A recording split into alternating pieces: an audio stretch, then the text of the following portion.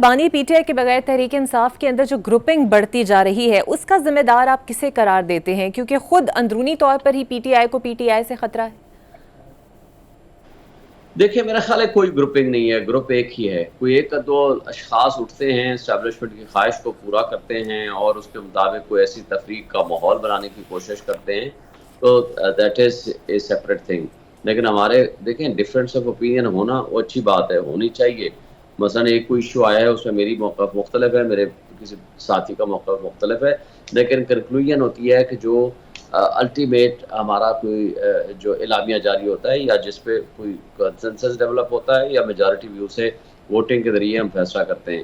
کوئی کسی قسم کی گروپنگ نہیں ہے، یہ اسٹیبلشمنٹ کی خواہش ہے اور اس کی تکمیل کے لیے کوئی ایک آدھ بندہ اگر اویلیبل ہوتا ہے یا کوئی ان کے لیے رول ادا کرتا ہے تو اٹ ڈز ناٹ مین کہ پارٹی کے اندر کوئی گروپنگ ہے۔ اور فواد چودھری صاحب کہتے ہیں کہ موجودہ قیادت ہی پی ٹی آئی کی ڈاؤن فال کا سبب ہے، اور اگر بانی پی ٹی آئی آپ کو لگتا ہے اجازت دیں گے ان کی واپسی کی، یا ان سے کوئی رابطہ اس حوالے سے کیا گیا ہے؟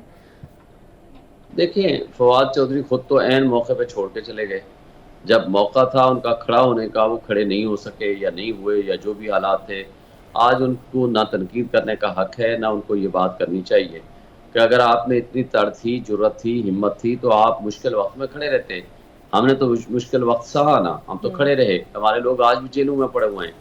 کیا قصور ہے عالیہ حمزہ کا، کیا قصور ہے صنم جاوید کا، ڈاکٹر یاسمین راشد کا، اور اس کے علاوہ کئی خواتین ابھی تک جیلوں میں بند ہیں، اور کئی میلز ہمارے بند ہیں، ہمارے کئی لیڈرز بند ہیں، اور ایج کے جس حصے میں ہیں وہ بھی آپ کو پتہ ہے۔ تو اگر اس طرح آپ ڈیل کریں اور باہر آ جائیں اور آپ اپنے آپ کو فائدہ پہنچائیں یا ڈر جائیں یا آپ کو فائلیں دکھائی جائیں، اور آج اس مشکل وقت میں آپ کھڑے ہو کر یہ کہیں کہ نہیں جناب ان کو یہ کرنا چاہیے اور یہ نہیں کرنا چاہیے، جو پارٹی کے اندر بیٹھے ہیں وہ ان کا کام ہے کہ کیسے پارٹی کو چلانا ہے۔ جب آپ پارٹی میں آ جائیں گے تو پھر آپ مشورہ بھی دیجیے گا، اور یہ فیصلہ کرنا سراسر بانی چیئرمین کا حق ہے، اور انہوں نے کہا ہے کہ جب وہ باہر آئیں گے وہ دیکھیں گے کہ کس کس کے اوپر پریشر تھا، کس کے اوپر نہیں تھا، اور کس کو فائلیں دکھا کے لایا گیا اور کون کسی اور پارٹی میں شامل ہو گیا۔ تو لہٰذا یہ فیصلہ انہوں نے خود کرنا ہے۔ تو آج جو کچھ ہو رہا ہے میں نہیں سمجھتا کہ اس طرح کا خان صاحب نے ہمیں منع کیا ہے، بلکہ کہ آپ ان کی کسی بات کا جواب بھی بالکل نہ ٹھیک دیں۔ ہے۔ الیکشن ٹریبونل اسلام آباد نے جواب جمع نہ کرانے پر طارق فضل چودھری اور راجہ خرم نواز کو جو جرمانہ عائد کیا اور دوبارہ بیان حلفی جمع کرانے کا حکم بھی دیا، آپ بھی اس کیس میں فریق ہیں۔ آپ کو لگتا ہے یہ نشستیں آپ لوگوں کو واپس مل جائیں گی؟ کوئی امید آپ کو نظر آتی ہے؟ کیونکہ ہو سکتا ہے کہ جلد ہی الیکشن ٹریبونل تبدیل ہو جائے، ریٹائرڈ لوگ ادھر آ جائیں۔ جی دیکھیں، اب تو یہ چیز فائنلائز ہو گئی ہے کہ وہ نہیں ہو سکتا، کیونکہ جو انہوں نے ریٹائرڈ جج کو بھیجا تھا الیکشن کمیشن نے، اس کو سسپینڈ کر دیا ہے اسلام آباد ہائی کورٹ کے چیف جسٹس نے۔ جو کچھ اس وقت کی پروسیڈنگز چل رہی ہیں، میرا نہیں خیال کہ یہ ختم ہو جائے اور یہ واپس چلے جائیں۔ دیکھیں، ایک بات تو طے ہے، ان کٹ پتلیوں کو پتہ ہے کہ انہوں نے جھوٹ بولا ہوا ہے، بے ایمانی کی ہوئی ہے، فورجری کی ہوئی ہے۔ صرف ہمارے 3 حلقے نہیں، پورے پاکستان میں بے شمار حلقے ہیں، اور اتفاق سے میرے والا حلقہ تو وہ ہے جہاں یہ ریڈ زون ہے، اور یہاں سارے 100% آپ کے میڈیا ہاؤسز ہیں، تمام رپورٹرز، انٹرنیشنل میڈیا سارا دن میرے ساتھ تھا، جنہوں نے خود اپنے ریزلٹس الیکشن اپنے آنکھوں سے دیکھے ہیں۔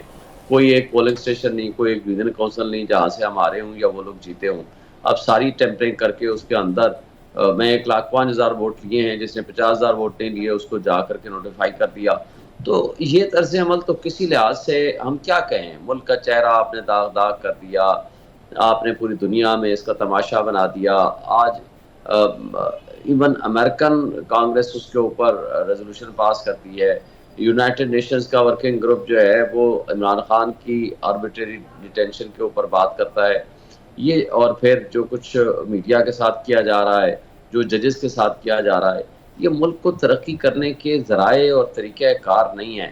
یہ طریقہ واردات ہمیشہ دشمن ملک کیا کرتا ہے آپ کے ملک میں، جو کچھ آپ اپنے لوگوں کے ساتھ اپنے ملک میں کرنے جا رہے ہیں۔ بالکل ٹھیک ہے۔ یہ چیز کسی صورت نہ اس کے ذریعے انویسٹمنٹ آتی ہے، نہ اس کے ذریعے ترقی کرتی ہے، نہ آپ کی جو ایک ساکھ ہوتی ہے وہ آگے بڑھتی ہے۔ اس سے ساکھ بھی متاثر ہوتی ہے۔ یہ ساری چیزیں خرابی کی طرف تو جا سکتی ہیں، خوبی کی طرف نہیں جا سکتی۔